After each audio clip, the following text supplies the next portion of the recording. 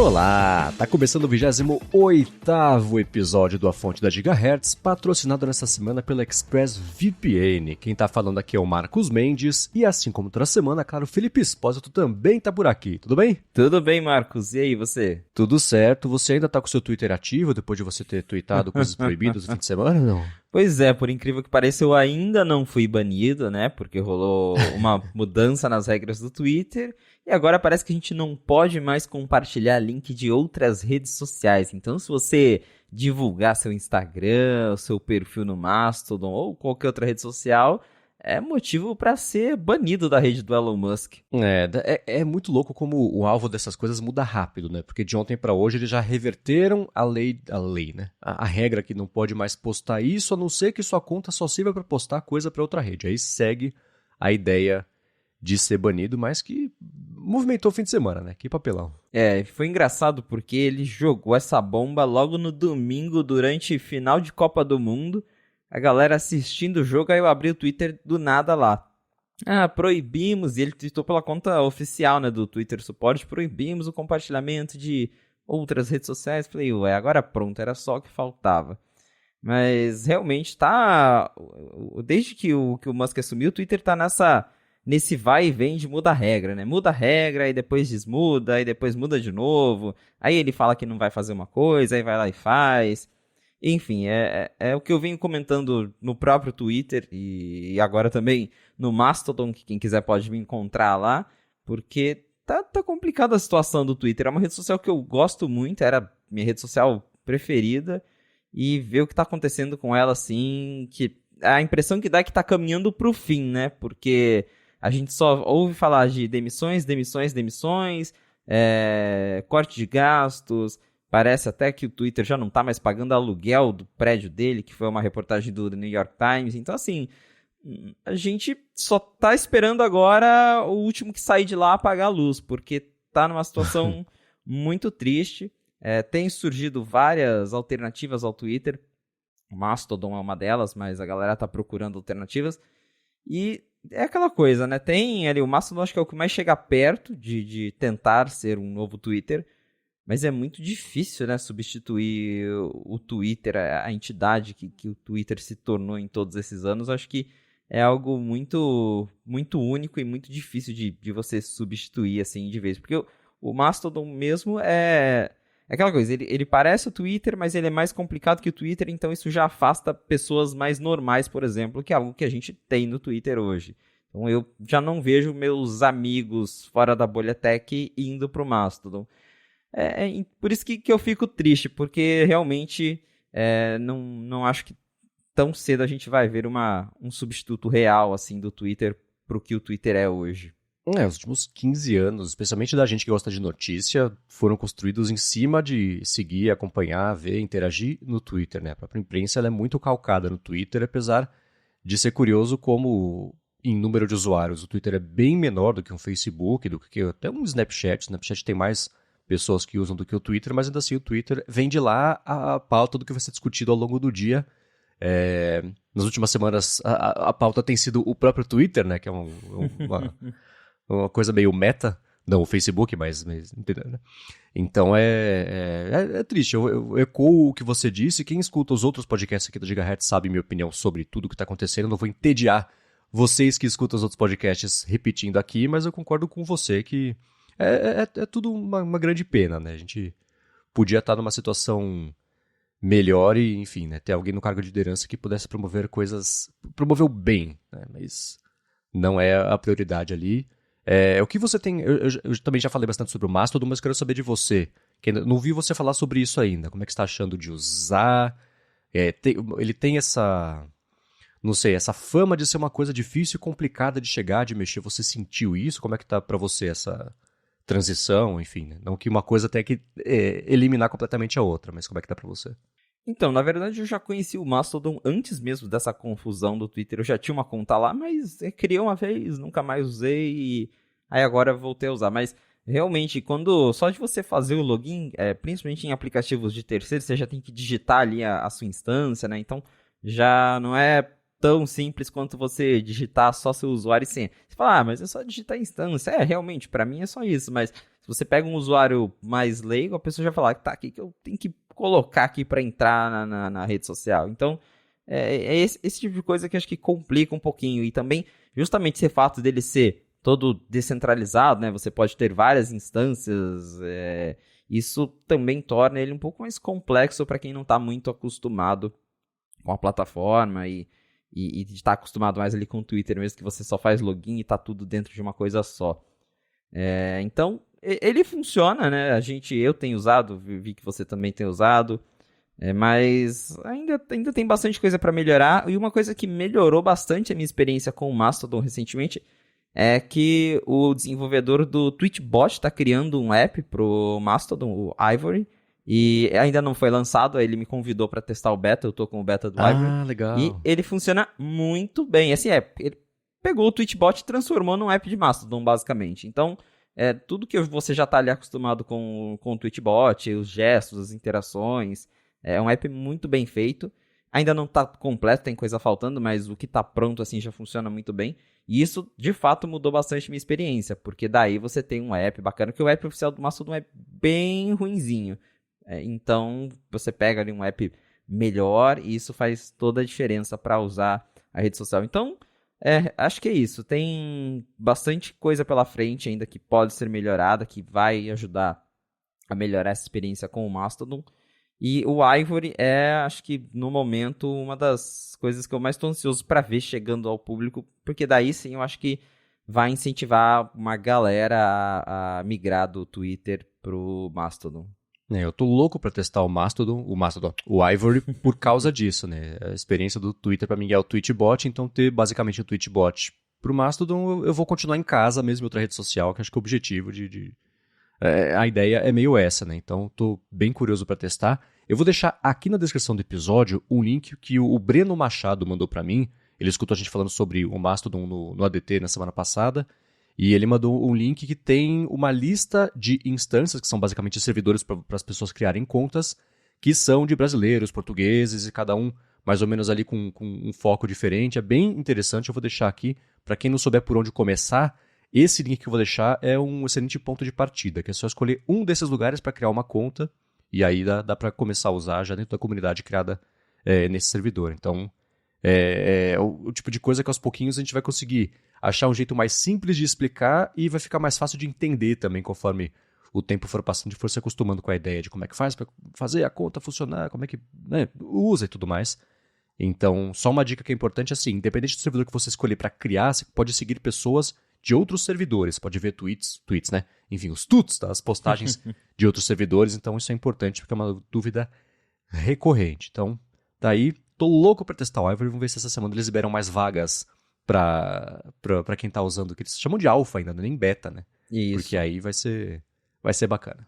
O app ainda, como eu falei, ainda não tem nem notificação, por exemplo, então tá bem ali no início, mas o básico é você criar posts e ver quem te menciona e tudo mais, já tá funcionando e funciona essencialmente como o Tweetbot, que é a melhor parte, né? Pra gente já tá acostumado com o Tweetbot, é a mesma coisa, só que em outra rede social. Então, é o que você disse, a gente se sente em casa com esse app. Muito bem, então vamos lá, começar aqui com os assuntos mesmo do episódio de hoje, trazendo um follow-up, na verdade, porque na semana passada a gente falou sobre a Live Activity da Uber, né, e tudo mais, que eu ia testar na quarta-feira. Testei na quarta-feira, não estava no meu aplicativo, mas na sexta que eu usei de novo a Uber, estava lá a Live Activity, deu para usar, deu para testar, funcionou direitinho, bonitinho. E o pessoal até comentou no Twitter, como é que ativa? Tem que esperar, não tem nada que dê pra gente aqui do lado de usuários fazer para ativar. Você usou nos últimos dias? Apareceu para você ou ainda não? Não, eu ainda tô de fora dessa brincadeira. Eu chamei o Uber ontem, inclusive, e nada. Então, realmente tá numa liberação faseada aí, um negócio mais lento. E no meu ainda não chegou, mas já vi muita gente no Twitter compartilhando. E parece ser bem legal, porque como a gente já tinha comentado, você consegue ver ali, principalmente para quem tem o iPhone 14 Pro, que funciona na tela sempre ativa, você tá ali vendo o tempo todo a informação do seu motorista, se ele tá chegando, né? Eu vi que aparece ali, quando ele tá vindo, mostra o carro, o modelo do carro, o nome do motorista. Então, isso é bem interessante. E, de novo, um app como o Uber, suportando Live Activity, é um caso em que quase todos os usuários de iPhone, pelo menos boa parte deles, vai ter ali uma primeira experiência com esse recurso, porque a gente já tinha aí vários apps suportando, mas grande parte desses apps eram apps mais indie, apps mais nichados, e agora a gente tem um app grande que está finalmente liberando aos poucos o suporte para Live Activity. Sim, e uma coisa que eu não esperava, foi curioso, que foi minha primeira experiência com Live Activity numa situação assim. Eu tinha usado, por exemplo, o aplicativo de apuração em tempo real das eleições lá que o William Max, o pessoal da Sorcerer Hatch, tinha feito para... Aliás, um follow-up dentro do follow-up. O aplicativo que eu falei semana passada, Next, não se chama Next mais, é o Song Capsule. Eu deixei nas notas do episódio Song Capsule, antigo Next, mas eu vou deixar de novo aqui só com o nome certo para não haver confusão, que é um excelente aplicativo. Tenho certeza que eu falo pelo Felipe quando digo que nós dois recomendamos. Né? Com certeza. Para quem não conhece, dá uma olhada no Song Capsule, que também é muito legal esse app. Então, e aí, chamando o carro e tudo mais, eu tive a impressão de que numa situação dessa, não tendo uma tela sempre ligada e não tendo a Dynamic Island, é quase igual você ter que abrir o aplicativo da Uber mesmo para ver se o carro está chegando, qual que é a placa, quanto tempo falta, porque você tem que ou travar a tela ou trazer a central de notificações lá de cima para baixo, né? Que eles chamavam de cover sheet antes lá no iOS. Então eu tenho que necessariamente parar o que eu estou fazendo e ir atrás da informação, que é a mesma coisa de que se tivesse com o aplicativo aberto. Então, isso eu fui pego meio de surpresa com assim, é legal, mas a utilidade é a mesma de eu estar com o aplicativo da Uber aberto, né? Eu tenho que sair de outro contexto para ir para lá buscar informação. Dito isso, é mó legal. Funciona bacana e tal. Então, a hora que o carro tá chegando perto só, quando faltam uns 2, 3 minutos, aí ele mostra a placa do carro, né, qual que é o carro e tudo mais, porque é para evitar aquela situação de um motorista cancela, aí chama outro, e outro cancela. Então, quando faltam 2 minutos, ou sei lá, já percorreu 80% do trajeto até chegar a pessoa que pediu o carro, aí eu acho que é certeza que o carro vai chegar até lá, né? Então, dá para mostrar essa informação. Uma coisa que ainda não apareceu para mim, lá no iOS, eu estou com o iOS atualizado, é o ajuste para pedir para atualizar as Live Activities com mais frequência. Eu acho que isso é uma coisa que depende da adoção de quem tiver desenvolvido o aplicativo e não é direto no sistema, né? Isso.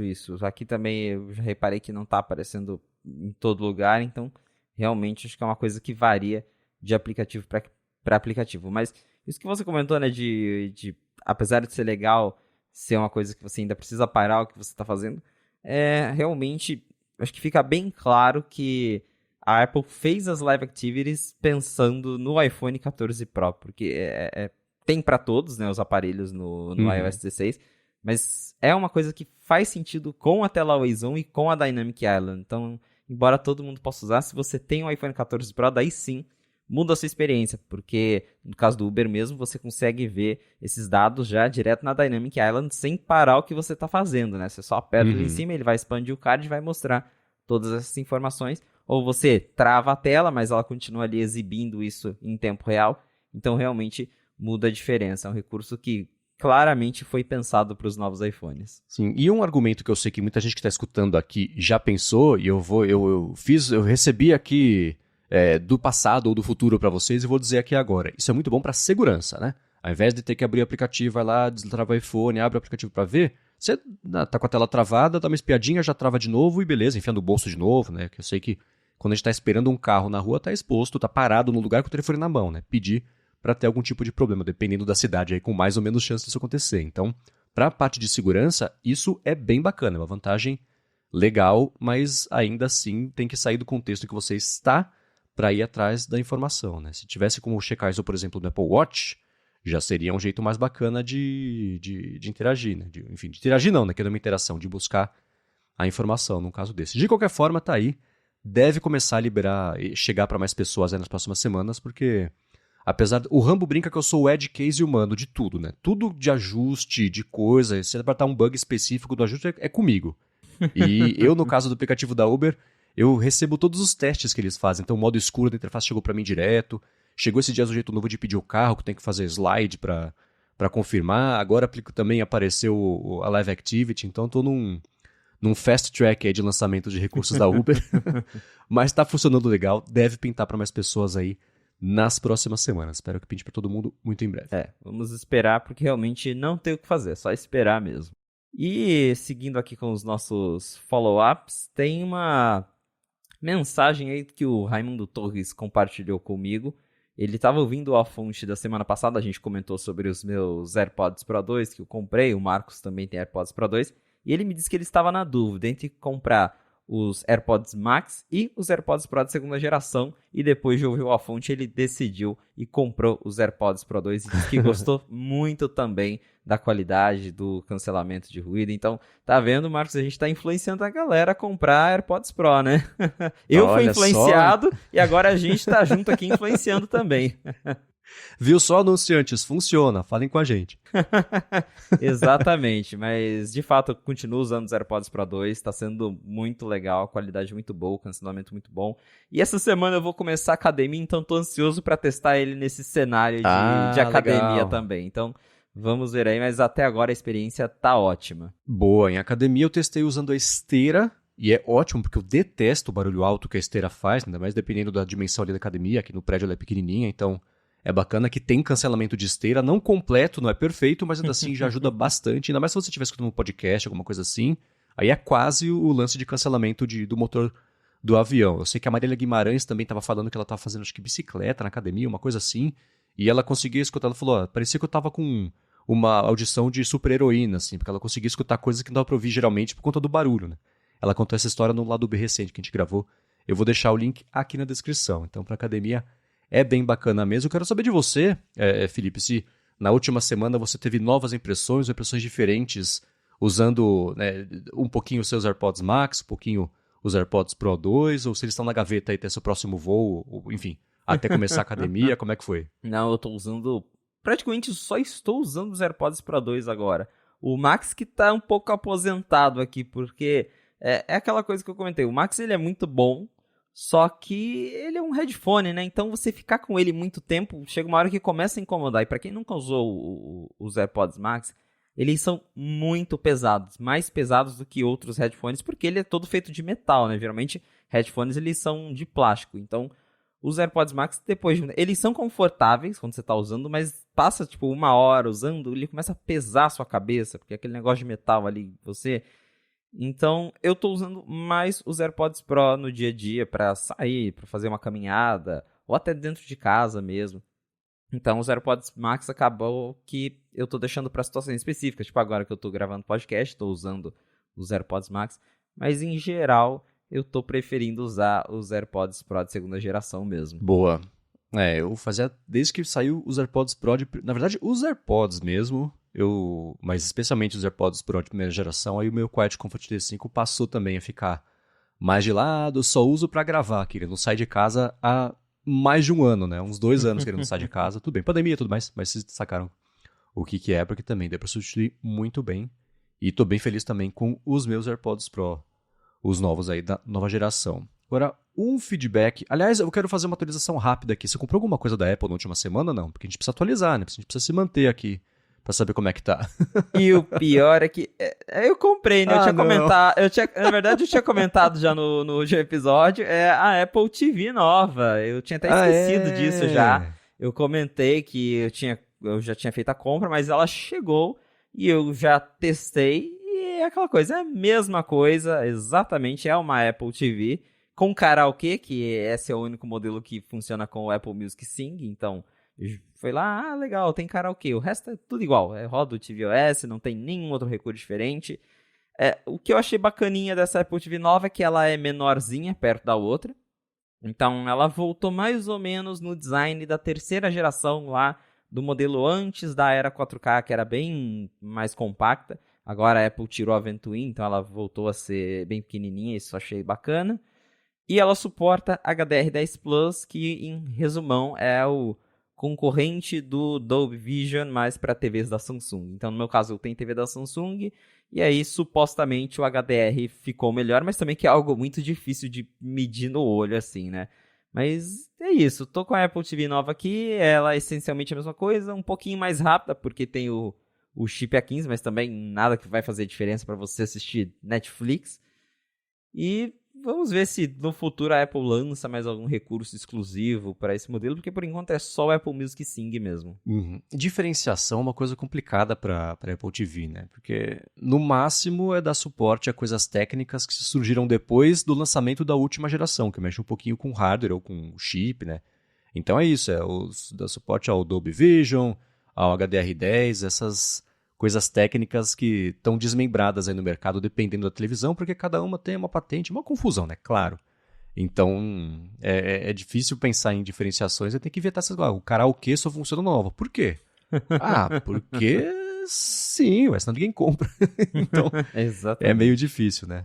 Mas bacana, conforme você for tendo impressões novas. Eu não sabia que ela era menor. O hardware ele ocupava menos espaço do que a geração anterior. Se você quiser tirar uma foto comparando as duas, se você tiver com a velha aí, a velha, né? A geração anterior, manda que eu coloco aqui na descrição também pra galera poder ter uma ideia dessa diferença de dimensão. Pode deixar que eu vou colocar a foto. Ela é, na verdade, é como se fosse mais fina do que a outra. Elas, olhando de cima, elas têm o mesmo tamanho. Só que ela tem, tipo, metade da espessura da Apple TV 4K da geração passada. Então, ficou um pouquinho mais compacta. Eu que gosto de esconder a minha... Eu tenho um armário, assim, que eu escondo tudo atrás dele. Xbox, Apple TV. Então, para enfiar lá atrás, ficou ótimo, né? Mais compacto, mais fácil de esconder. Então, achei legal que eles voltaram para esse tamanho. Uma brincadeira que eu coloquei lá no meu Twitter é que eu sempre fico imaginando, né? A Apple TV ela tem o A15, que é a base do M2, né? Na teoria. Aí eu penso, poxa, a Apple bem poderia fazer um Mac Mini desse tamanzinho aqui, né? Seria bem interessante. Essa é uma expectativa que a gente tem já faz um tempo, né? A gente até comentou no último ADT sobre a Xiaomi, que lançou basicamente um PC que é do tamanho do meu Apple TV. Não é isso, mas é quase isso. E faz tempo que a gente especula sobre a ideia mesmo de sair um Mac Mini que fosse desse tamaninho, porque eu não sei, não sou engenheiro de temperatura, mas acho que esse é o único impeditivo real aí de ter um Mac Mini desse tamanho, porque de resto o hardware cabe lá dentro. Se o iPhone cabe no iPhone, o Mac Mini caberia ali, teoricamente, pelo menos, numa Apple TV. Então também tenho a expectativa de algo assim acontecer num futuro não tão distante, conforme, por exemplo, o próprio chip, o M2, né? Os chips M da Apple forem evoluindo. Com certeza. Quem sabe no futuro a gente veja alguma coisa, mas é muito interessante pensar que a Apple TV essencialmente, né, agora que Mac também usa Apple Silicon e tal, aquilo ali é essencialmente um Mac, um produto que poderia rodar o macOS. Uhum. E de certa forma roda, como o tvOS é baseado no iOS, que é baseado no OS 10, na verdade, né? Então tem algum Inception aí que dá pra dizer que ela roda o macOS. Agora eu perguntei sobre você ter comprado produtos novos, porque eu sei que você tem um produto seu que nem arranhou ainda, nem amassou, nem tá sujo ainda, mas já precisa de suporte, né? Eu vi que você não ficou feliz com isso no Twitter no último fim de semana.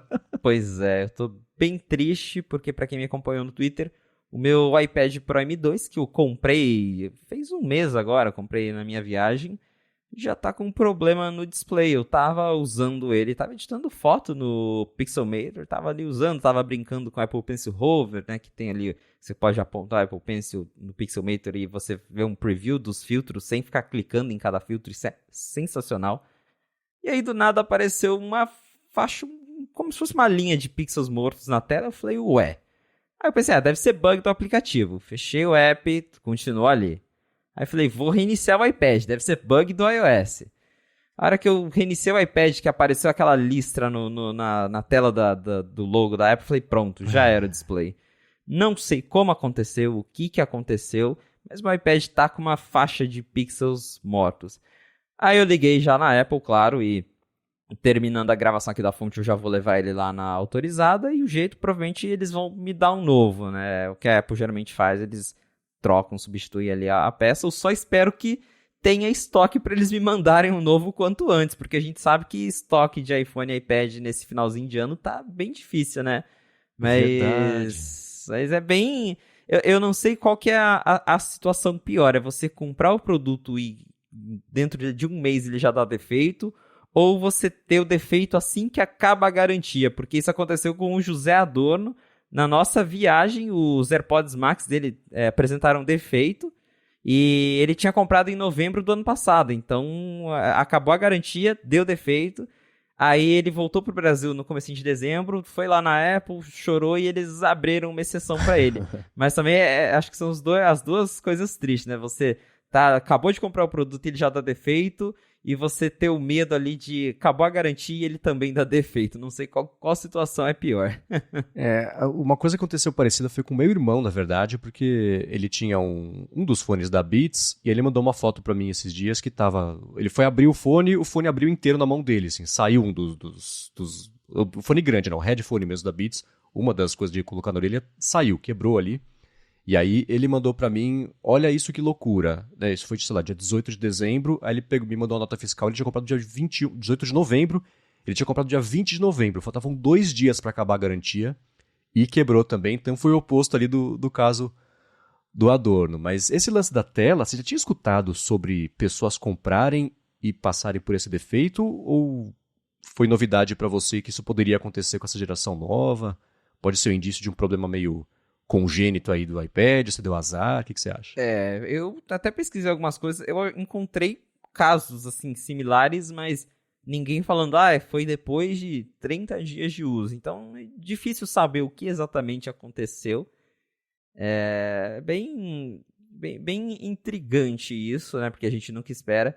Mas uma coisa que eu percebo, isso acho que vale para todos esses iPads mais novos, é que eles são tão finos que só de você... Os toques normais que você dá na tela, um toquinho mais forte, ou quando você está usando o Apple Pencil, você vê aquela mancha no LCD, sabe? De quando você pressiona um pouco mais forte a tela, que é algo que você não vê no iPhone, por exemplo. Mesmo apertando forte ali, até fiz uns testes, você aperta mais forte no iPhone, é difícil você conseguir causar essa mancha no iPhone de pressão. E no iPad é bem mais fácil. Então eu não sei, me dá a impressão de que o iPad ele é tão fino que ele é mais frágil, que a tela dele é mais frágil. Então, não sei se teve a ver com isso, ou se, sei lá, foi só uma coincidência, mas eu tenho essa impressão de que a tela dos modelos mais novos do iPad, eu falo isso tendo tanto o Pro M2 e o iPad Mini 6, que também tem esse design mais novo, ele também tem a mesma coisa, se está usando ali, ele já faz essas manchas na tela com qualquer pressão mais forte. Então, fica essa impressão de que talvez a tela desses iPads esteja um pouco frágil demais. Não sei, mas agora também acho que a Apple nem vai me explicar exatamente o que aconteceu, porque a Apple não costuma dar detalhes, né? Você leva lá, eles vão dar outro e fingir que nada aconteceu. Então é até difícil de eu saber exatamente qual que foi o problema, mas eu vou tentar perguntar depois para os técnicos para ver se eles me dão mais detalhes do que está rolando. Né? Talvez se chegam muitos iPads com esse tipo de problemas, algo assim, né? Você se lembra de ter batido, ter derrubado, caído alguma coisa em cima ou não? Não, tava bem tranquilo. O que eu tava até conversando com o meu amigo Lucas Frazão, que também ouve aqui o A Fonte. Ele comentou que ele tem a impressão de que ele tem um medo, na verdade, porque quando você usa o Magic Keyboard, ele é bem pesado. Então, no abre e fecha, você acaba batendo muitas vezes. Então, ele até comentou que tem esse medo de você bater ali para fechar a capa, né? Se isso causaria alguma coisa na tela. Realmente, pode ser uma possibilidade, mas é difícil agora apontar uma situação. E para quem quiser ver o problema, eu postei lá no Twitter também, só aí nas minhas mídias recentes. Tem lá uma imagem do risco que ficou na tela. Um risco bem fininho, mas que tá permanente ali no display. Pô, que pena. Espero que resolva rápido. Só pra galera que talvez mande um feedback sobre isso, existe aqueles não é tipo pixel morto, pixel travado, né? Tá desligado mesmo ali. Aquela linha morreu, é isso? Ela tá uma linha preta, assim, de um lado ao outro da tela. Tá, Porque às vezes quando falam que é stuck pixel, né? O pixel ele ficou preso no vermelho ali, sei lá. Tem aplicativos que você põe que deixa a tela maluca, meio lisérgica ali, rodando por meia hora, uma hora solta o pixel lá pela variação de cor intensa e aí resolve. Dá pra massagear o pixel também. Não é o caso aí, né? Então, tomara que dê pra trocar e que tenha um logo em estoque pra você poder trazer uma história feliz aqui sobre isso no próximo episódio. Essa é a minha maior expectativa agora, que troquem rápido. Boa. Agora vamos lá, vamos fazer um último follow-up aqui sobre o que a gente vinha comentando nas últimas semanas, na verdade, que é sobre aquele acordo que a Apple vinha tentando fazer com a NFL para passar a ter os jogos de domingo. O último rumor sobre isso, que notícia mesmo não sai, é tudo rumor, pessoas que estão familiarizadas com as negociações, pessoal de imprensa adora vazar coisas, né?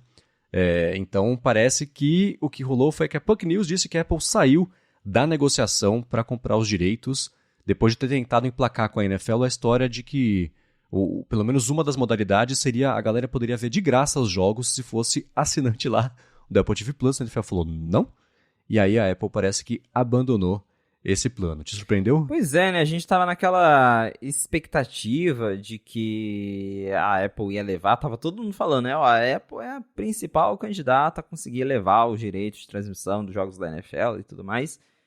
E agora veio essa bomba dizendo que não, que a Apple saiu do jogo por causa disso do Apple TV Plus, porque claro, isso são rumores, né? A gente não tem uma confirmação oficial da Apple, até porque ela nunca confirmou que estava tentando adquirir esses direitos, e provavelmente nem vai, mas, segundo os rumores, a Apple teria exigido que, pelo menos alguns jogos, ela pudesse transmitir para os assinantes do Apple TV Plus.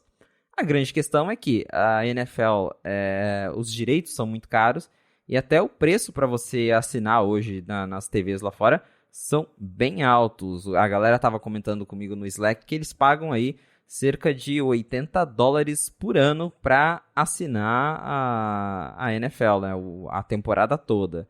E aí a gente tem o Apple TV Plus que custa agora $6 por mês lá. Então seria bem radical da parte da Apple querer oferecer esses jogos sem um custo extra para os assinantes do Apple TV Plus. Parece que daí, com essa exigência, eles não conseguiram chegar no acordo e a Apple teria desistido aí dessa tentativa de adquirir os direitos, que, segundo reportagens anteriores, a Apple ia gastar em torno de 2,5 a 3 bilhões de dólares por ano para adquirir esses direitos. Então a gente está falando de valores muito altos e que agora, né, veio esse balde de água fria dizendo que a Apple realmente pulou fora da aquisição. É uma pena, porque acho que a gente vem comentando isso, a Apple está investindo muito em esportes e ter algo como a NFL incluso ali, mesmo que não fosse no Apple TV Plus, mas dentro do Apple TV App, como uma assinatura separada,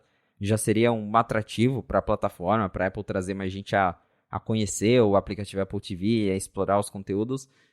E agora parece que a Apple também, né, não quis continuar se ela não pudesse trazer pelo menos alguma coisa gratuita para quem já paga o Apple TV Plus. E o que a gente tem de notícia agora é realmente isso, que a Apple tá fora do jogo neste momento. Eu volto a ter dizer minha impressão de que futebol americano não é exatamente um dos esportes mais promissores do mundo para nova audiência, né? Tudo bem que dá para criar o hábito de qualquer coisa, mas ainda assim eu acho que existem esportes mais universais em que vale a pena investir 3 bilhões de dólares, seja comprando, como eu disse semana passada, direitos sobre vários campeonatos de futebol que sejam regionais e coisa assim, do que a NFL, que, enfim, primeiro, rola só num pedaço do ano, e depois eu não sei o quanto dá para interessar novas pessoas, que teve um boom muito grande de interessados por futebol americano nos últimos anos, mas, sei lá, ainda não me parece um público total muito gigantesco versus outros esportes que já tem tradição em vários outros lugares do mundo, porque, sei lá, já tem beisebol, então já dá para agradar ali o público americano e ir atrás de expansão de direitos dos outros países, que acho que é aí sim que ela vai conseguir tirar dinheiro, especialmente porque, considerando que o dólar é uma das moedas mais fortes do mundo, qualquer negócio que ela faça em outros países vai ser muito bom para ela, né? Já vem com um desconto embutido, né? Então, e ela consegue até ditar melhor as regras aí para fazer os negócios, porque o poder de barganha dela vai ser maior do que contra uma NFL, por exemplo, que foi o grande entrave, ninguém quis ceder sobre regras e desejos aí para fazer esse acordo. Né? Exatamente. Quando a gente fala de uma NFL, é bem difícil ceder, porque a NFL é uma gigante.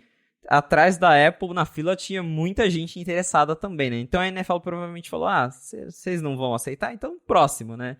Vamos negociar com o outro da fila. Porque a gente já sabe que Disney estava interessada, Amazon estava interessada, então tem muita gente que quer esses direitos desses jogos da NFL.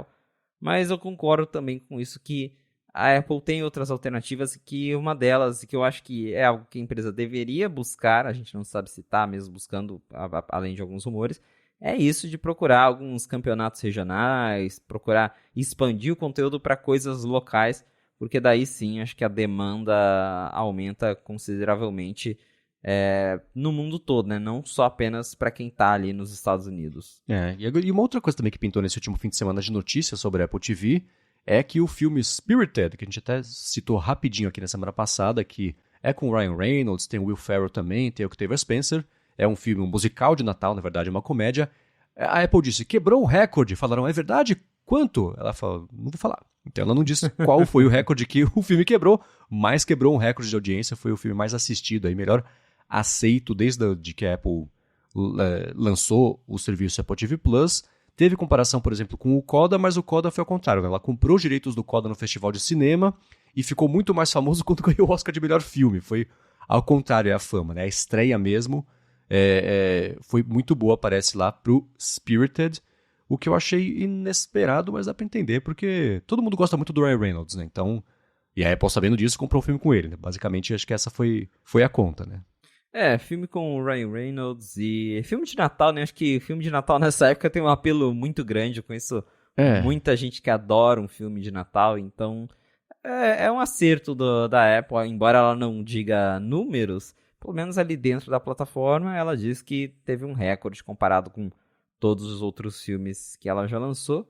E é bem interessante, né? Ver como que o Apple TV Plus, novamente, a gente sempre fala disso, mas ver como que os conteúdos da Apple vêm conseguindo essa repercussão grande. E quem sabe aí a gente tenha mais e mais, cada vez mais filmes interessantes vindo pro Apple TV Plus. Eu particularmente não sou uma pessoa muito de filmes, então ainda não assisti o Spirited, não sei se você assistiu, porque eu gosto mais de assistir série.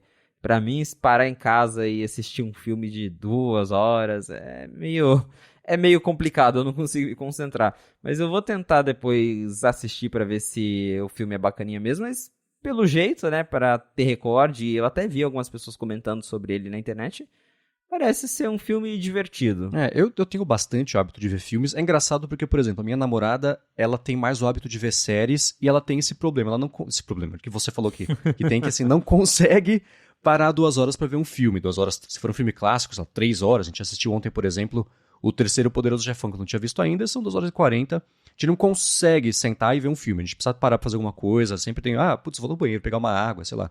Porque a gente tá acostumado a séries, coisas menores um pouquinho, né?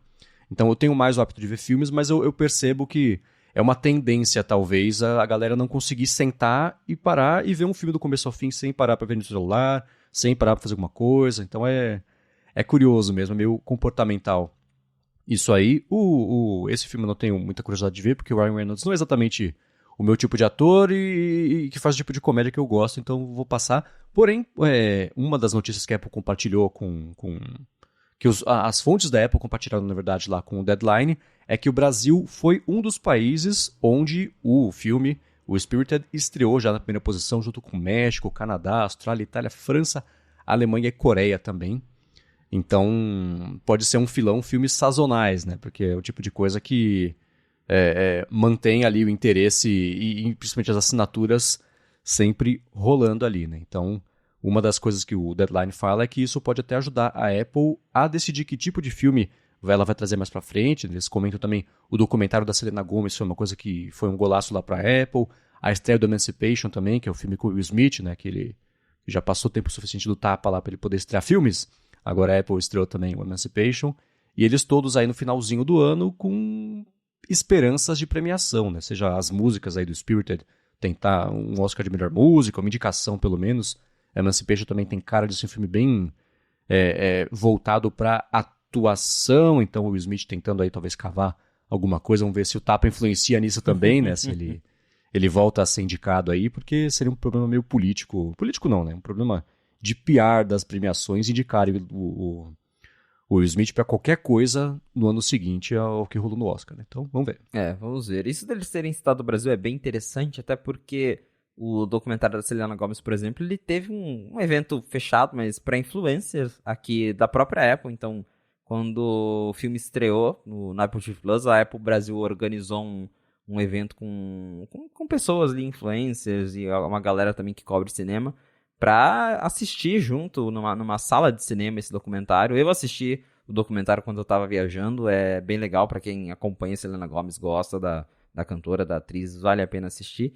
E é uma coisa que chama atenção, né? Por ser uma atriz tão conhecida, você ter um documentário, isso atrai a atenção de muita gente fora também da bolha do Apple TV Plus. Fala, tem um documentário da Selena Gomez ali, deixa eu dar uma olhada, deixa eu assinar. A Apple até deu cupom com 1 mês de assinatura grátis para quem quisesse assistir, né? Para promover o documentário, mas você conseguia assistir, né, qualquer coisa ali com esse 1 mês grátis de Apple TV Plus. Então deu para ver que a Apple tá se esforçando para expandir ali, fazer ações com o Apple TV Plus, não só nos Estados Unidos, mas também aqui no Brasil, no nosso mercado. Né, isso ela, no comecinho do Apple TV Plus, tinha um documentário que era aquele The World is a Little Blurry, da Billie Eilish, que também, eu não quero ser reducionista, mas me parece seguir a mesma fórmula de, puxa, a pressão da fama, e isso associado à depressão e cobranças, e a pessoa é jovem, tem a mente que está em formação ainda, e como todo mundo, enfim, né? Então acho que a da Selena Gomez deve ter isso também com uma camada a mais, porque ela tem lupus, me parece, alguma coisa assim. Isso. Então não deve ser fácil estar na pele dela, deve ser um documentário. E tem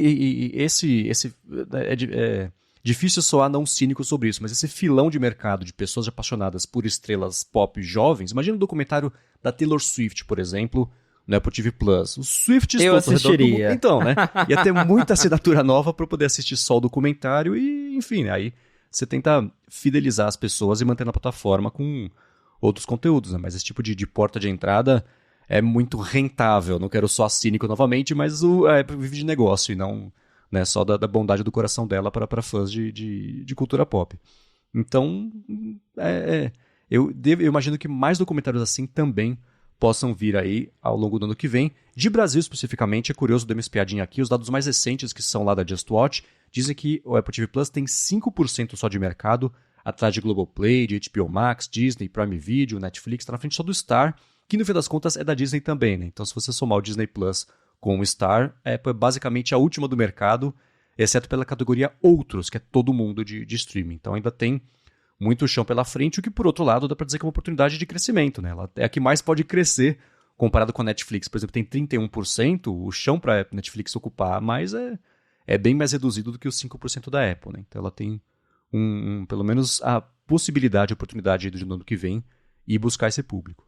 O Apple TV Plus tem muito para crescer ainda e é interessante, porque mesmo lá nos Estados Unidos o share do Apple TV Plus também é em torno de 5%, 6%, então é algo que ainda está, né, bem atrás das outras, mas que se a gente considerar que o serviço foi lançado no finalzinho de 2019, nesses poucos anos que se passaram, eles já conseguiram chegar aí nos seus 5%, 6% de share em vários países, na verdade. Então, dá para ver que aos poucos o interesse na Apple TV Plus está crescendo e que a Apple com certeza vai continuar investindo cada vez mais nisso. Sim, e não dá para comparar com uma Disney, por exemplo, que lançou Disney Plus mais ou menos na mesma época, mas lançou Disney Plus com Star Wars, com, né, tudo é Marvel, né, que a Disney é dona Marvel, também, então sem franquias desse tipo, o começo tem um pouco mais de atrito, né, para você convencer as pessoas a pagarem todo mês em troca de quê exatamente? Então é meio difícil, né? Exatamente, é o que a gente vem falando, né, o catálogo do Apple TV Plus é todo de conteúdo original, então para você fidelizar e convencer as pessoas de que aquilo ali é bacana é mais difícil, mas uma coisa que convenceu é justamente as séries e filmes ganharem prêmios, porque daí isso gera interesse em todo mundo, e acho que é o que tem convencido muita gente a ver as coisas da Apple TV Plus, que fala, nossa, tal série ganhou prêmio, né, foi indicada ao Oscar, foi indicada não sei o que, quero assistir. Então, você produzir esses conteúdos lá na frente traz o resultado que acho que é o que a Apple está colhendo agora. Isso aí. Agora, mudando aqui de assunto, no último fim de semana, como sempre, o Mark Gurman publicou na newsletter dele, a semanal dele que pinta no domingo. Obrigado, Mark Gurman, por ter escolhido o domingo para publicar isso aí, porque você ajuda bastante aqui a gente a ter pautas.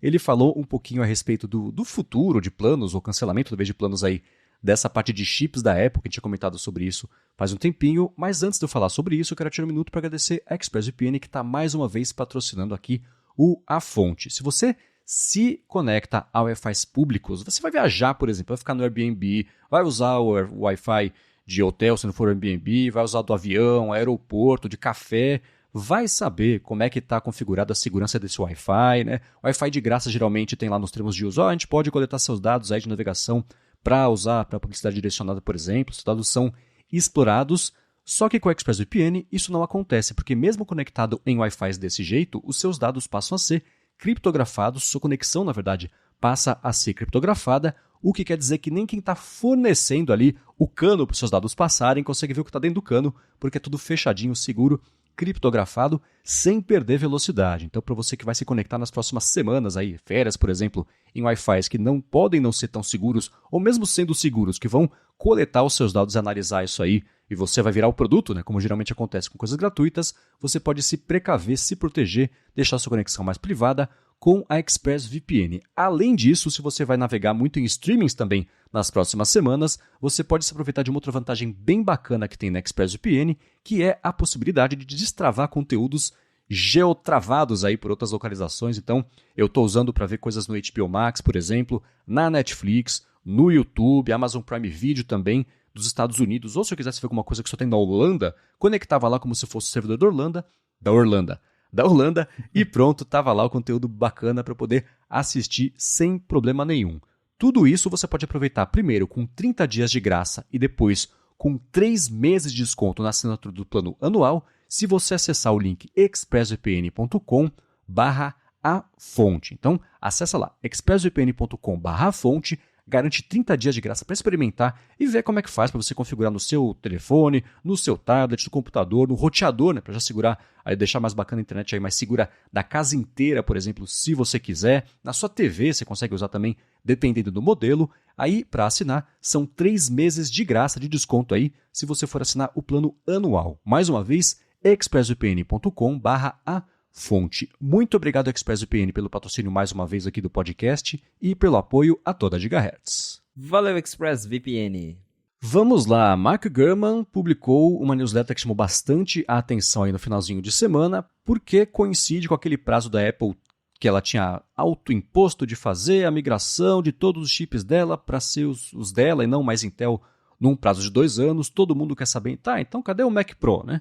E o Mark Gurman comentou que a Apple cancelou a ideia de ter um chip que seria o M2 Extreme para um Mac Pro novo, mas que o Mac Pro novo deve ser lançado ainda, não nesse prazo de 2 anos que basicamente já acabou, mas que ele vai manter aí um dos conceitos de expansibilidade que eram planejados pela Apple, mas que não vai ter o M2 Extreme. E aí? Pois é, isso também foi uma surpresa, porque primeiro que a gente estava esperando o Mac Pro para o finalzinho desse ano, justamente por esse deadline que a Apple se impôs, que ela disse lá em 2020, olha, nós vamos completar a transição para o Apple Silicon em 2 anos.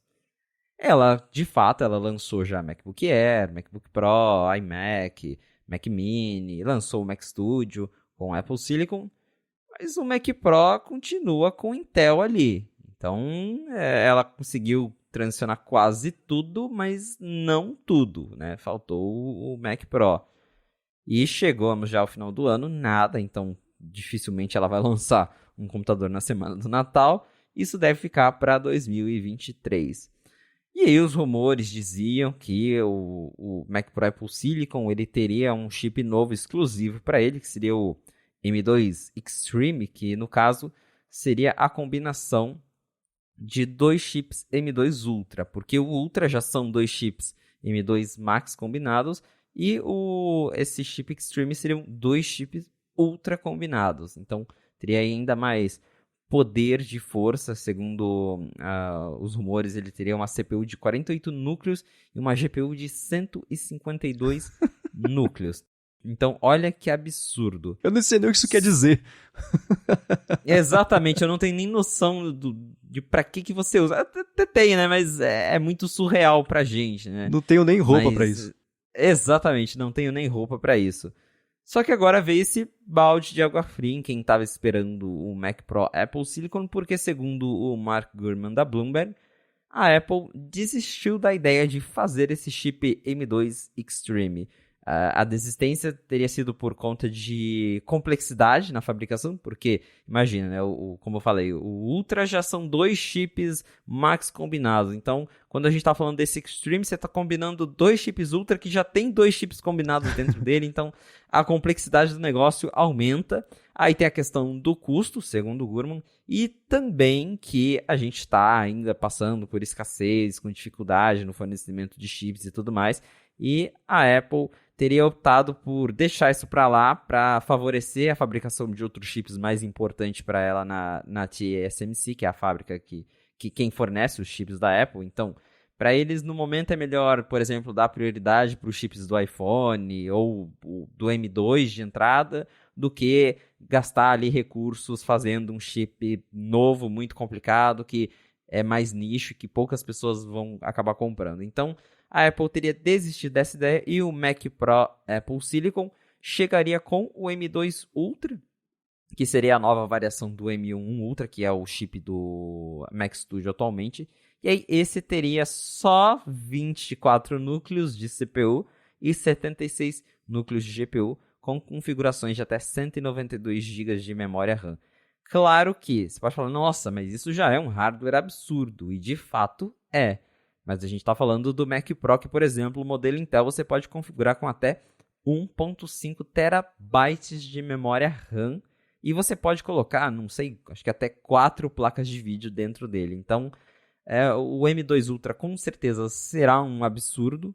Mas usuários do Mac Pro estão acostumados com absurdos disso para cima, né? Então, vai ser curioso ver a Apple lançando esse Mac Pro sem ele chegar, pelo menos ali em números, nas configurações que você consegue alcançar atualmente com a versão Intel. E até justamente por isso, o Gurman comentou que a ideia da Apple agora é focar, né, no caso, esse Mac Pro já deve estar pronto, se ele vai ser lançado agora em 2023, já deve estar ali tudo acertado, mas que a Apple tentou focar nisso, de permitir que as pessoas façam upgrades por conta própria, porque acho que essa que é a marca do Mac Pro.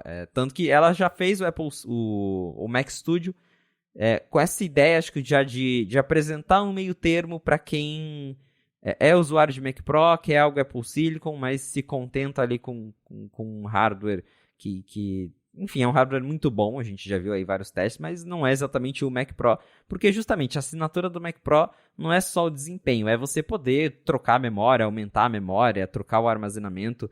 E segundo o Mark Gurman, mesmo o Mac Pro Apple Silicon, ele ainda vai permitir que as pessoas coloquem mais memória e armazenamento. A gente não sabe como que vai ser isso, se a Apple vai continuar, por exemplo, usando componentes normais, que é o que ela usa no Mac Pro atual Intel. Você consegue comprar um SSD, claro, tem que ser compatível, mas você consegue comprar lá um SSD, PCI Express e colocar dentro desse Mac Pro. A gente não sabe se ela vai continuar usando isso, ou se, sei lá, ela vai inventar a memória proprietária da Apple, o armazenamento proprietário da Apple.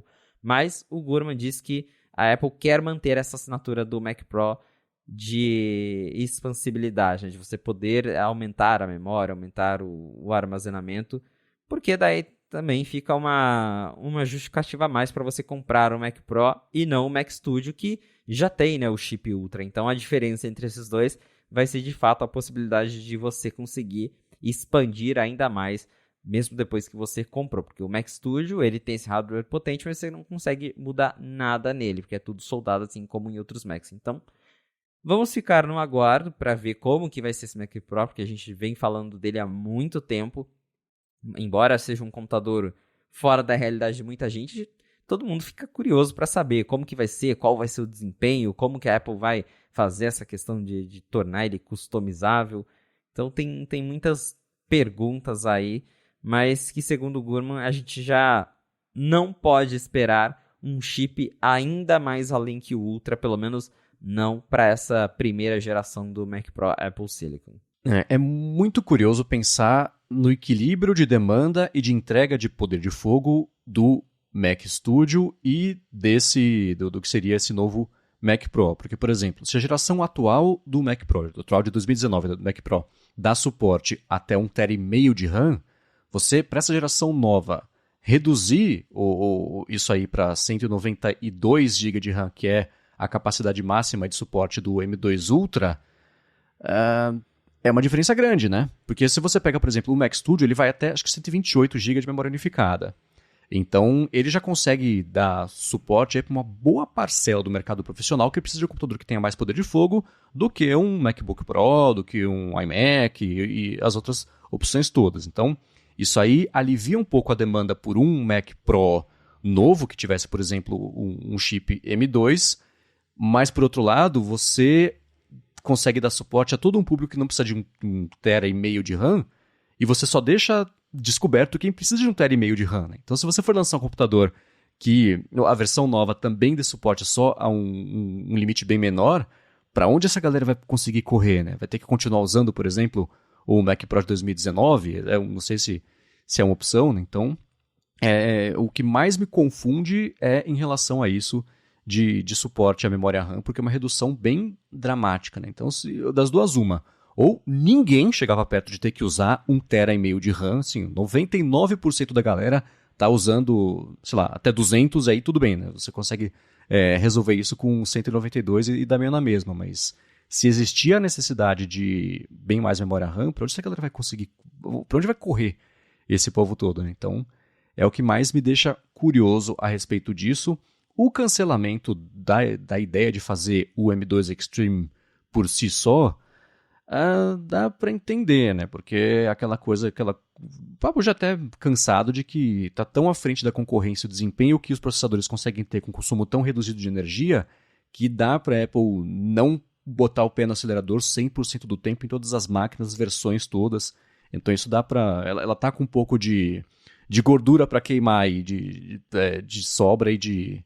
sei lá, tá à frente da concorrência nesse sentido, mas o diferencial é justamente esse, né? Tá sempre bem à frente da curva, então é outra coisa também que para o ano que vem, para daqui a 2 anos, eu acho que o mercado já vai pedir por um ganho de desempenho na mesma medida, o mesmo vetor que foi, por exemplo, a migração dos chips Intel para essa primeira versão do M1, que do M1 para o M2 foi, claro, um salto também, mas foi um salto, foi um grande passo, não foi um salto, né? Então foi um pouco menor aí esse ganho. Então, cancelando o projeto do principal, que seria para o Mac Pro, esse M2 Extreme, acho que daqui a 1 ou 2 anos a gente vai por uma ou duas versões, na verdade, né, que não necessariamente correspondem a anos lineares aí do calendário. Acho que aí sim vai ter a necessidade de um chip mais parrudo do que o mais parrudo que existe hoje em dia. Aí sim é o lugar perfeito para estrear. E a Apple se dá um prazo também para conseguir fazer isso de um jeito menos caro para ela, com um volume necessário. Às vezes ela fala, putz, a gente não sabe se vai precisar de 10, de 100 ou de 20 mil unidades feitas por dia disso aqui, então espera, dá suporte à demanda que existe hoje com o que tem e mensura isso melhor para uma próxima versão com uma produção na escala certa já para dar vazão para essas vendas. Né? Acho que uma coisa que tranquiliza a Apple em relação ao Mac Pro é justamente que é um produto muito nichado. Eu me pergunto quantas unidades de Mac Pro eles vendem por ano, por exemplo, porque é uma máquina bem específica e cara, né? A gente está falando de um computador que lá fora, acho que o mais barato custa $5 mil, $6 mil. Aqui no Brasil nem se fala. E ao mesmo tempo, por ser uma máquina cara e nichada, essas empresas que usam o Mac Pro, aqui no Brasil a Globo usa Mac Pro, eu sei de pessoas que trabalham lá para coisas específicas, eles têm Mac Pro, então é um exemplo de quem compra Mac Pro, é Globo, Pixar, né? São máquinas que você não fica trocando sempre, então acho que isso que tranquiliza a Apple, porque quem comprou o Mac Pro Intel 2019 provavelmente vai ficar com ele por mais muitos anos, mesmo com a Apple lançando um modelo novo, então... Para vocês terem uma ideia, se vocês verem... Às vezes eu estou vendo algum vídeo de cinema por trás das câmeras, né, de filme e tudo mais, você ainda consegue ver muita gente usando o Mac Pro lixeirinha ainda hoje em dia, que a pessoa comprou lá em 2013 com uma configuração que era top de linha e está usando até hoje porque ele ainda funciona.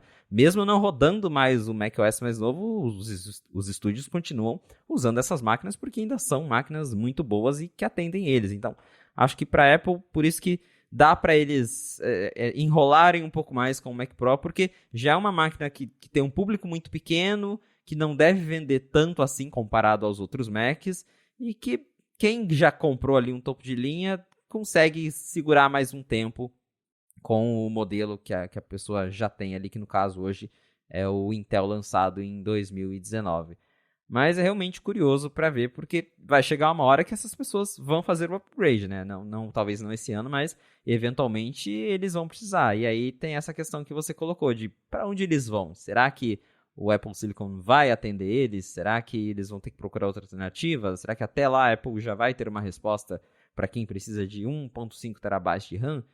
Isso a gente talvez vai ter um pouco de esclarecimento quando esse Mac Pro chegar no mercado, porque daí a gente vai ver comparativos, né? Por exemplo, se um Mac Pro, Apple Silicon com 192 GB de RAM e toda aquela coisa que a Apple fala de ser a RAM unificada, que o Mac consegue realocar o SSD, que é super rápido, para aumentar a memória em tempo real. Se isso consegue oferecer um desempenho similar ao que você tem com 1.5 TB de RAM mesmo, daí a gente vai ter uma noção se a Apple consegue fazer mais com menos, que é o que eles têm conseguido fazer com o Apple Silicon, mas como a gente está falando aqui de Mac Pro, que usa quem usa Mac Pro geralmente usa programas muito pesados mesmo, coisa de renderização 3D e muita coisa acontecendo ao mesmo tempo, daí precisa de um hardware mais parrudo. Daí a gente vai ter essa ideia de que se a Apple vai conseguir, com esse M2 Ultra, já entregar o que quase todos os usuários de Mac Pro precisam, ou se de fato vai ficar algo que só daqui mais uma geração que ela vai conseguir de fato matar o Mac Pro Intel, porque até isso tem rumor, né? Tem uns boatos de que a Apple vai lançar esse Mac Pro Apple Silicon, mas que ela vai continuar vendendo o Mac Pro Intel por mais tempo, justamente porque ela sabe que essa primeira versão Apple Silicon não vai atender todo mundo. Então tem isso também para a gente ver qual vai ser a estratégia da Apple com o Mac Pro. Mas o fato de tudo isso é o que a gente comentou logo no comecinho. A Apple não cumpriu o deadline que ela falou de transicionar toda a linha para o Apple Silicon em 2 anos. Essa promessa veio antes da crise mundial de falta de componentes e tudo mais, né? Então, não é uma desculpa, mas uma justificativa, né? Dá para entender por que foi. E, no fim das contas, como você disse, o Mac Pro é uma máquina tão especializada e nichada que não é exatamente tem muita gente aí na mão, né? Só o pessoal da Pixar e da Globo, mais ou menos, que tá ansiosamente esperando por essa máquina e conseguindo cumprir o que precisa fazer justamente com os Mac Pros atuais. Agora, uma outra coisa que virou notícia nessa semana, e você precisa me explicar por que foi uma surpresa tão grande e por que repercutiu tanto, foi que o Tim Cook foi lá na fábrica da Sony, que faz os componentes de câmera, e confirmou que a Sony é a fornecedora da Apple para os sensores lá de câmeras dos iPhones. E todo mundo pareceu muito surpreso com isso, mas olha a informação que todo mundo já sabe. Quer dizer, que já existia, que já era pública. Exato. Pra mim, a manchete mais bizarra foi a do The Verge, que eles escreveram algo como assim: Tim Cook confirma que... Tim Cook revela exclusivamente que a Apple usa lens. Eu falei, pô, todo mundo já sabe disso. A iFixit desmonta lá iPhone todo ano e fala, olha, tem a lente da Sony aqui desde 2007. Não era novidade pra ninguém, a gente já sabe dos analistas, sempre falam de acordos com a Sony. Só foi que o Tim Cook...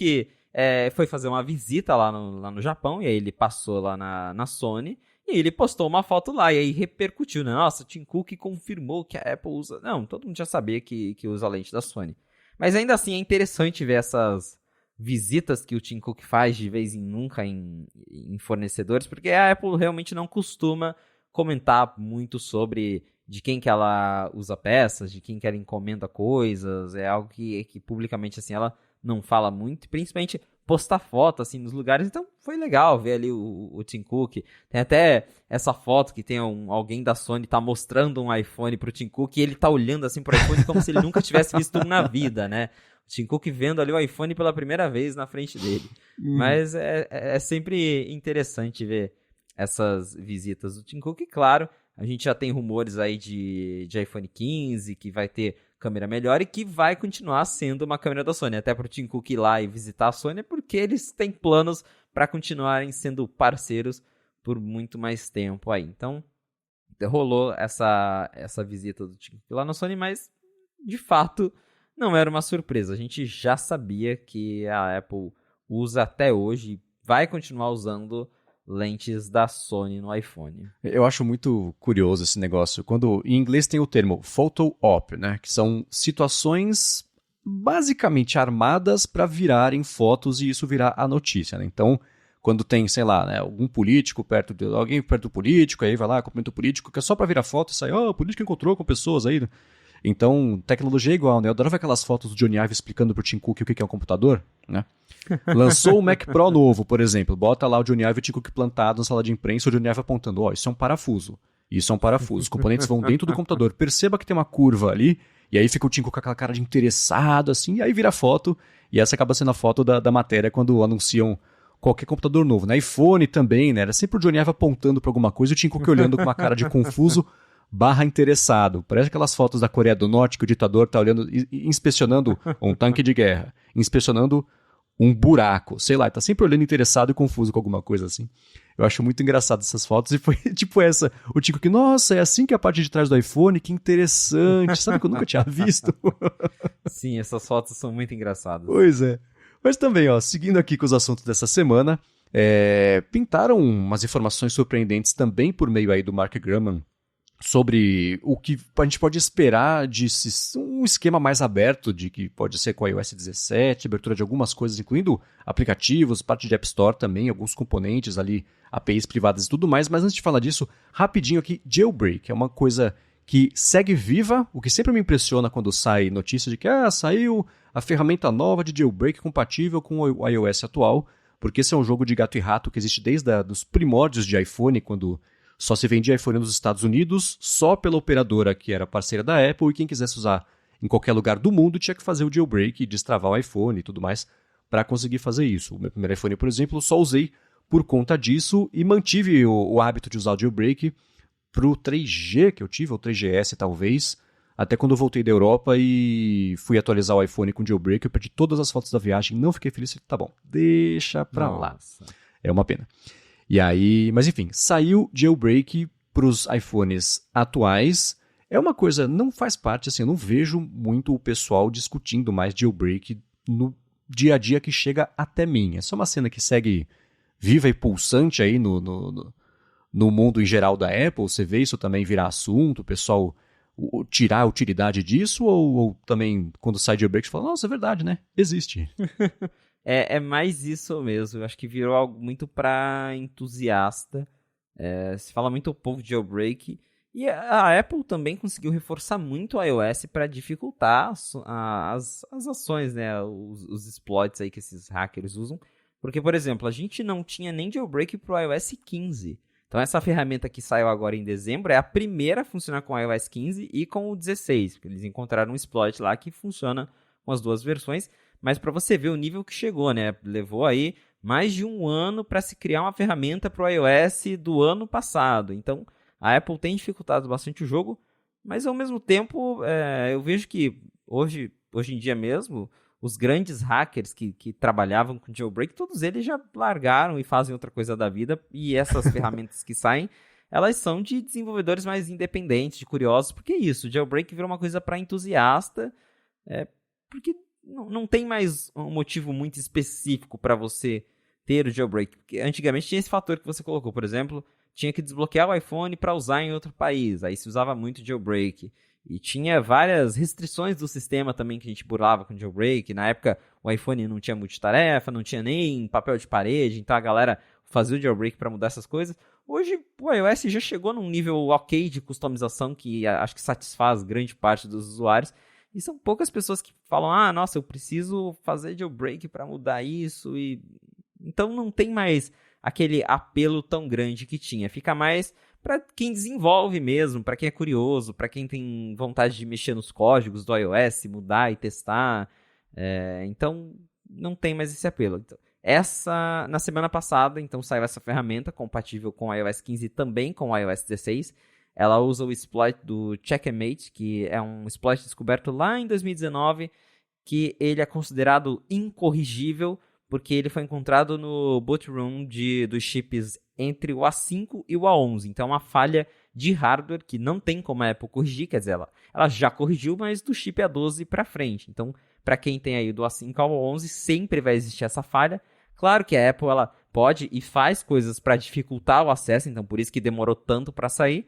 Mas, eventualmente, os desenvolvedores, os hackers, descobrem um jeito novo de explorar essa falha e lançam o jailbreak para esses chips. Então, esse jailbreak, apesar dele funcionar com o iOS 16, ele é só para aparelhos que vão até o A11, ou seja, iPhone 8, iPhone 10 e as primeiras versões ali do iPad Pro.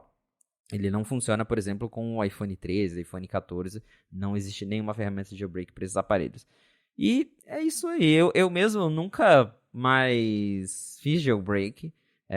Quando eu cheguei a fazer, acho que ano passado, mas só de curioso mesmo, para mexer em alguns códigos, ver o que dava para mudar. E o meu interesse num jailbreak do iOS 16 é que eu não tenho um iPad compatível.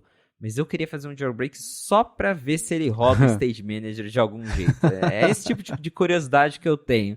Pra ver como é que roda, por exemplo, o Stage Manager, pra brincar de habilitar o Always On no iPhone 13 e ver como é que fica a bateria.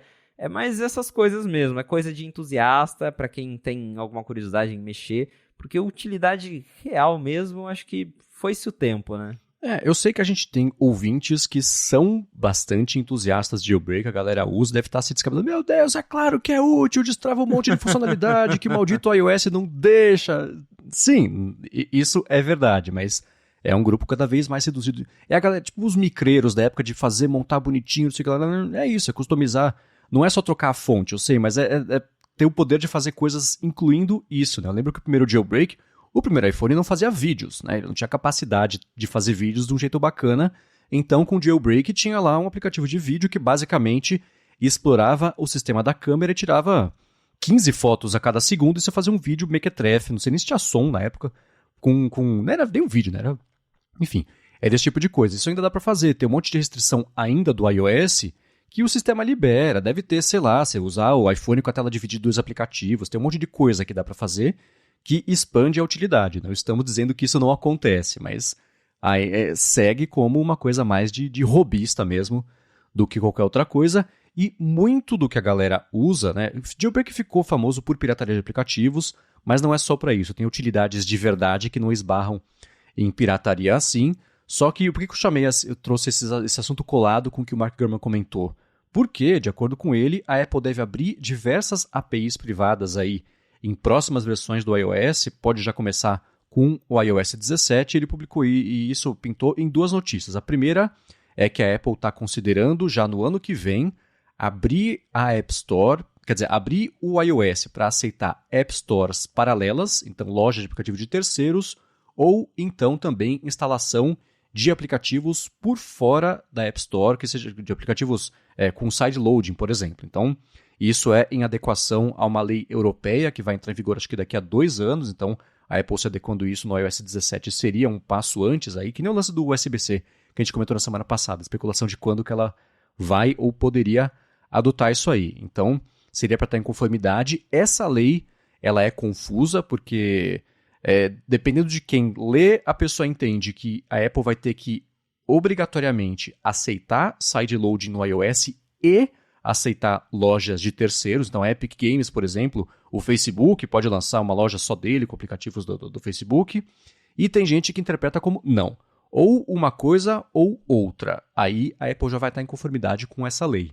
Então, o vazamento foi que isso pode pintar já no iOS 17 e existe uma divisão entre funcionários e funcionárias da Apple de uma galera que está achando que adotar isso antes do prazo obrigatório está tirando o foco de novidades que poderiam ser mais úteis, entre aspas, para todo mundo no iOS 17, para ela poder, para dar tempo de fazer isso, e uma galera que fala, não, tem que ser isso mesmo, está na hora de abrir. Das fontes que você tem dentro da Apple, você já tinha escutado falar sobre isso? Alguém se manifestou nesses dias? Como é que está esse assunto aí? Como é que chegou para você? Na verdade, a palavra-chave de tudo isso é especulação, porque a Apple está assim, segundo até o que o Marco Gurman disse, estudando jeitos de abrir o iOS, até porque isso vai virar uma lei. Então ela vai ter que cumprir de alguma forma, assim como a União Europeia exigiu a adoção do USB-C, e a Apple já confirmou, falou, olha, vamos ter que ficar de acordo com a lei. É a mesma coisa, tem um projeto de lei, a Apple já está estudando formas de se preparar para isso. Mas nem a gente sabe exatamente como que ela vai fazer isso, se ela vai permitir isso de um jeito fácil, se ela vai permitir, mas, por exemplo, vai colocar 500 avisos de segurança que você tem que habilitar o modo desenvolvedor e não sei o que eu acho que é muito provável que ela libere, mas faça de um jeito que assuste grande parte dos usuários e que só quem é curioso mesmo vai acabar habilitando esse tipo de coisa. Mas, sim, a Apple internamente está se preparando para abrir o iOS para App Stores de terceiros, né, lojas de terceiros, para habilitar o sideloading, que é você instalar aplicativos por outros meios, aplicativos que não foram ali assinados pela Apple estão disponíveis na App Store.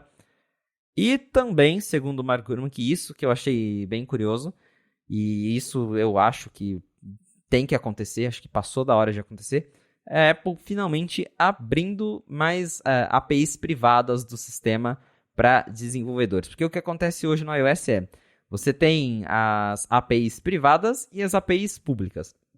As privadas, como o nome sugere, são tecnologias do iOS que só a Apple pode usar. Elas estão lá dentro do sistema, mas se você é um desenvolvedor de terceiro, você não pode usar essa tecnologia. Um exemplo de API privada é o NFC para o Apple Pay, é a API de pagamento. Os desenvolvedores eles têm uma API pública de NFC, mas ela só serve para você fazer leitura de coisas. Ela não serve, por exemplo, para pagamentos. Isso só a Apple tem acesso. E segundo o Mark Gurman, a Apple está considerando abrir isso, porque também faz parte ali das exigências, né, dessa possível lei aí que estão tentando passar lá na Europa, que vai forçar a Apple a permitir que os desenvolvedores tenham acesso às mesmas tecnologias que a Apple tem acesso. Então, eles poderiam, por exemplo, criar um aplicativo de NFC que substitua o Apple Pay, ou, no caso, que é algo que eu tenho muito interesse em ver, a Apple permitindo outros motores de navegador além do WebKit, que o WebKit é o motor da Apple, que é o motor do Safari. Só que enquanto no Mac cada navegador pode ter o seu motor, tipo o Google Chrome tem o dele, o Firefox tem o dele, no iOS todo navegador que você baixa usa o WebKit da Apple. É obrigatório, é uma regra da App Store. E com essa mudança, segundo o Mark Gurman, a Apple deixaria finalmente cada desenvolvedor criar o seu motor do seu jeito. Então, isso para mim foi o mais interessante do que sideloading e tudo, porque eu particularmente, se tiver sideloading, eu acho que eu acabaria não usando muito pouco. Eu não me importo muito com isso. Eu sei que tem gente que se importa, mas não é meu caso, e depois eu até tenho um comentário sobre isso. Mas a questão das APIs, eu acho que já passou da hora do iOS deixar os desenvolvedores serem um pouco mais livres com o que eles podem usar, com o que eles podem colocar, para realmente ver se assim... Eu penso muito no iPad.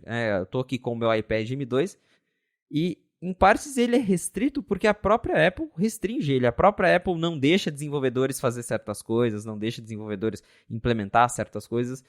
E talvez assim a gente tenha aplicativos mais parrudos para o iPad, com a Apple deixando os desenvolvedores usarem essas APIs privadas e fazerem mais coisas que hoje ela não deixa. Então pode ser que venha coisa boa aí com essa abertura.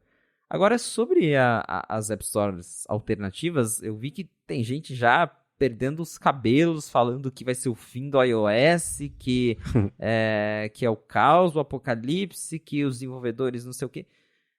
O que eu comentei no 95Mac foi o seguinte, que até o criador da AutoStore, que é uma App Store alternativa que já existe, você consegue instalar ela no seu iPhone usando aquela coisa de certificado de desenvolvedor e tudo mais, não precisa nem de jailbreak. Então, já até existem formas de você instalar aplicativos por fora hoje. E o que ele comentou, se não me engano, é o Riley Tested. Ele estava falando que ele vê um potencial problema nisso, porque a App Store ela tem essa facilidade para os desenvolvedores, porque você não precisa se preocupar, por exemplo, com a parte de gerenciar o pagamento, de distribuir, porque quem faz isso é a Apple, né? Ela te cobra os 30% nesse argumento de que ela está cobrando uma taxa para cuidar da distribuição, para cuidar de gerenciar o pagamento, de receber o pagamento e te passar esse pagamento. E o Tesla estava comentando que ele vê um problema em, por exemplo, os usuários precisarem começar a ter que instalar 3, 4 lojas de aplicativo, porque daí cada aplicativo vai ter uma loja, e que alguns desenvolvedores poderiam tentar, algumas empresas grandes, como por exemplo a Meta, né, tentar forçar alguns aplicativos a saírem da App Store, ou até a Meta lançar a própria App Store e sair da App Store. Por que eu acho que não vai mudar quase nada na prática? Porque a App Store vai continuar sendo o lugar que grande parte dos usuários confia e que os desenvolvedores confiam. E todo mundo vai querer estar onde grande parte dos usuários está. É só a gente pegar o exemplo do Android. O Android tem sideloading. No Android você tem App Stores alternativas. A Epic Games tem uma loja no Android. Só que está todo mundo na Play Store. Por quê? Porque acho que 99% dos usuários não faz nem ideia de que eles podem instalar aplicativos de fora no Android. Eles pegam o celular deles, eles abrem a Play Store e é lá que eles vão procurar Facebook, Instagram. O Facebook continua na Play Store, o Instagram está na Play Store, os jogos estão na Play Store. Acho que com o iOS vai ser a mesma coisa. Vai ter o sideloading, a Apple vai fazer isso um inferno para você conseguir instalar os aplicativos de outro jeito. e o usuário comum ele vai continuar usando a App Store. Então, eu acho que não vai ter esse apocalipse que está todo mundo falando de a Meta vai criar a App Store dele. Pode até criar, mas vai continuar na App Store para quem quiser continuar usando a App Store do jeito que é hoje. E acho que isso não vai mudar muita coisa para a grande maioria dos usuários. Eles vão continuar podendo baixar apps da App Store, os grandes players vão continuar lá, porque a App Store é uma das lojas mais rentáveis do mundo hoje, dá muito dinheiro, não só para a Apple, mas para os desenvolvedores. Então acho que o Zuckerberg não é nem doido de falar, vou tirar todos os meus apps da App Store. Ele pode até lançar a loja dele, mas tirar da App Store ele não vai. É muito curioso pensar que essas duas notícias apareceram juntas, não é por acaso. Elas têm conexão, né? E eu fico pensando assim, uma situação, eu não sei se tecnicamente daria para fazer, mas se for interesse da Apple, ela dá um jeito de tecnicamente isso acontecer. A gente vai abrir as APIs privadas, mas só para quem tiver com o aplicativo por dentro da App Store. Por fora, o aplicativo não vai ter acesso a isso. Não sei, por fora ele poderia forçar acesso a isso, eu não sei. Entra a parte que me falta de conhecimento técnico aí, mas a gente tem, por exemplo, no Mac, o lance de que o aplicativo mesmo por fora da Mac App Store tem lá o certificado e tudo mais, dá para resolver algum problema, como aconteceu acho que com o aplicativo Transmit, algumas vezes que ele foi, entre empacotar e distribuir o aplicativo, ele foi alterado lá, e aí minerava Bitcoin, sei lá o que fazia lá.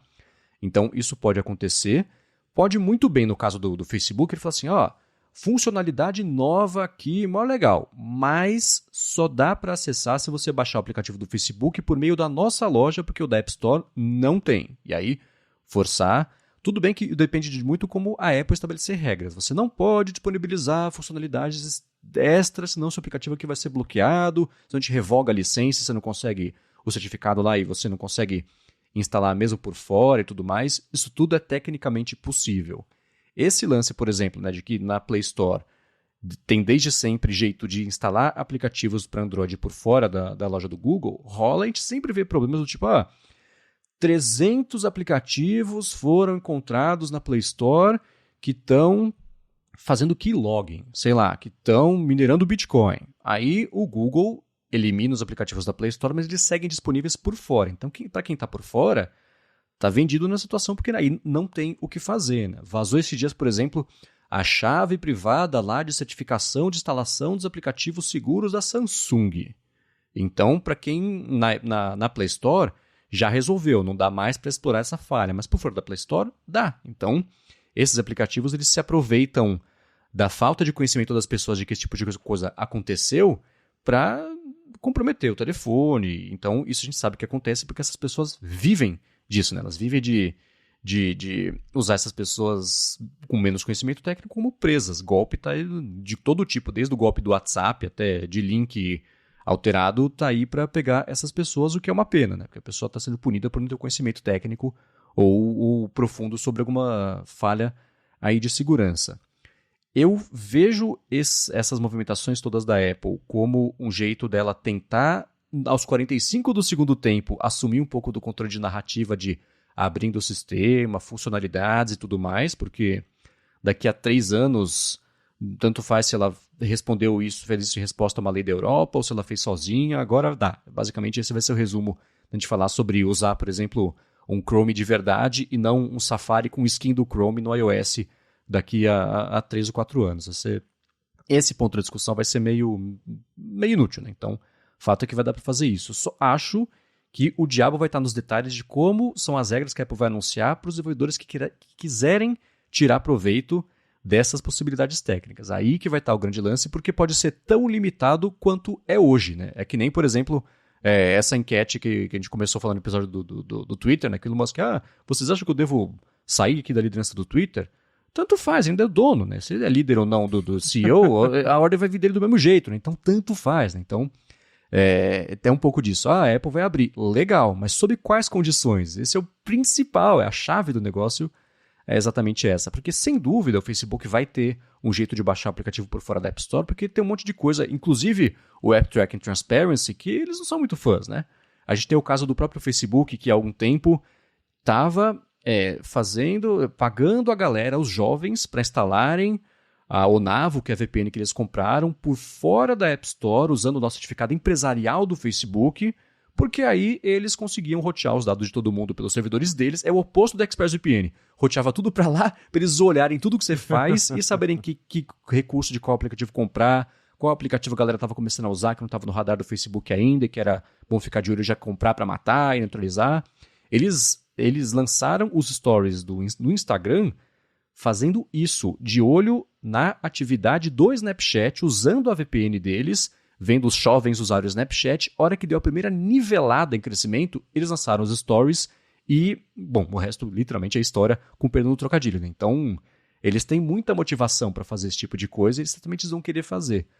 O detalhe vai estar em como que a Apple vai implementar isso, quais vão ser as regras para poder ter um aplicativo existente no iPhone, mesmo que baixado por fora da App Store, que não vai ser, entre aspas, jailbreak, né? Que aí dá para você contornar mesmo o sistema. E quando dá para fazer isso, o que a Apple faz? Ela corre atrás e fecha o buraco que possibilita o jailbreak. O pessoal passa lá mais 3 anos debruçado, achando um outro jeito de fazer, lança, dura um mês, o próximo iOS, a Apple corta de novo. Então, os aplicativos que conseguem de fato fazer qualquer coisa no iPhone, a Apple não quer que eles existam. Né? Então, se ela está abrindo isso, vai ser nas regras dela e é bacana que ela abra. É bacana abrir NFC, é bacana abrir o negócio de navegador, câmera também, o acesso mais profundo a coisas da câmera. Tudo isso é muito legal, mas certamente não é a solução que todo mundo quer, porque aí seria a Apple abrindo controle do que ela tem e a gente sabe que ela não é muito fã dessa ideia, né? Mas a direção está certa, né? Só os detalhes que vão dizer se isso vai ser realmente útil ou não, né? Se vai ser para inglês ver do tipo, agora dá para fazer pagamentos por fora da App Store, mas paga mesmo assim, paga mais, porque tem que pagar para a App Store e por cartão de crédito. Né? Bacana, né?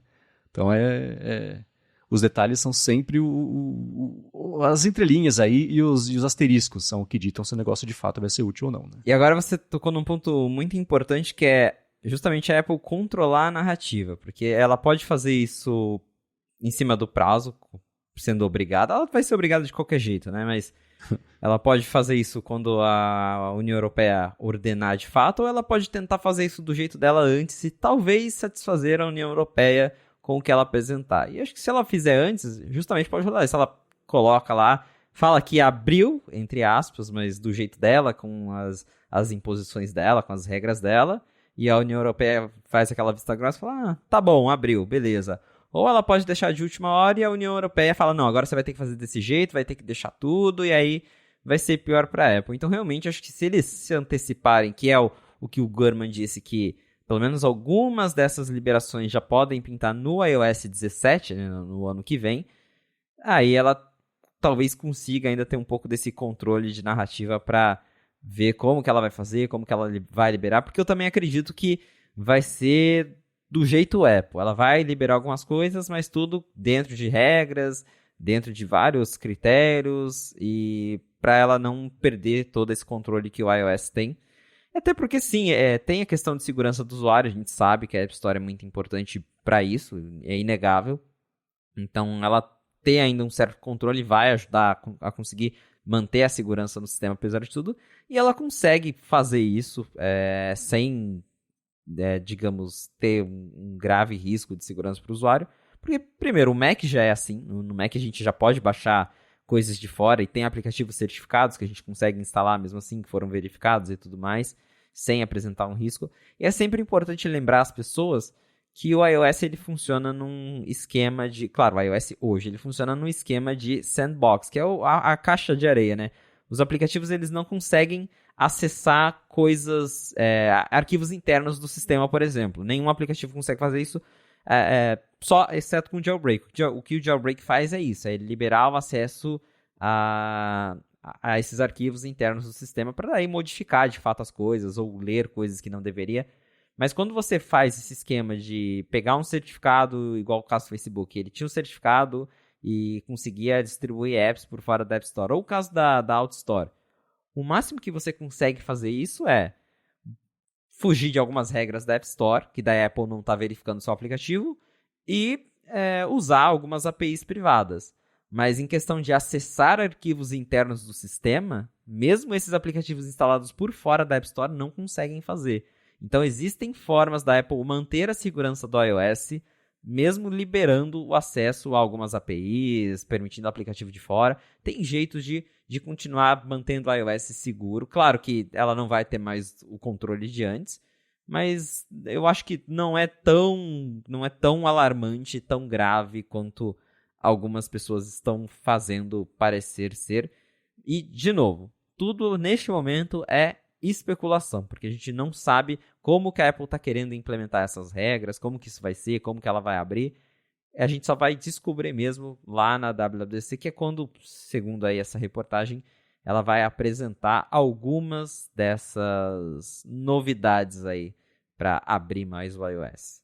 Muito bem, para encontrar os links do que a gente comentou ao longo do episódio, vai em gigahertz.fm/afonte/28 ou dá mais piada aqui nas notas do episódio. Recado importante, o A Fonte vai fazer uma pausa agora no finalzinho do ano, eu preciso descansar, a gente vai pular o episódio aqui da semana que vem, que seria entre o Natal e Ano Novo, também o do comecinho de janeiro, que seria no dia 2, mas no dia 9 de janeiro a gente vai estar de volta fazendo um resumão do que pintou nas 2 últimas semanas que não vou ter rolado episódio e também vendo o que a gente pode esperar do ano aí no futuro na Apple de 2023. Como sempre, muito obrigado a vocês que escutam o podcast, que ajudaram a fazer o A Fonte virar um podcast já desde o comecinho bem estabelecido aqui na podosfera brasileira, virar uma referência para quem gosta de Apple, entrar na lista dos melhores do ano, das melhores estreias do ano no Apple Podcasts, apareceu aí nos podcasts mais escutados de tanta gente, foi muito bacana, muito obrigado a vocês que nos dão essa confiança, essa atenção semanal aqui, aos patrocinadores também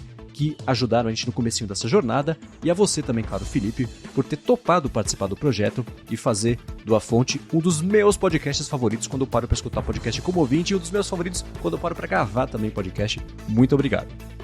Valeu, Marcos. Obrigado, audiência. Primeiro, por ter ficado com a gente até o final de mais um episódio do A Fonte, também por terem acompanhado a gente nesse ano de estreia. Foi muito legal também participar desse projeto. Tá sendo muito legal e vai continuar sendo legal, porque a gente volta já em janeiro. Muito obrigado mesmo. É sempre gratificante ver o resultado disso com os reviews lá no Apple Podcast, ver que a gente foi escolhido, né, um dos melhores novos podcasts de 2022. Então é super bacana ter esse feedback do nosso trabalho. E se vocês quiserem me encontrar nas redes sociais nesse período pra gente bater um papo, vocês podem me procurar no @FelipeExposito. Eu tô no Twitter ainda, estou no Mastodon pra quem quiser me encontrar lá, e vocês também podem me encontrar no Instagram e em outros lugares, é só me procurar.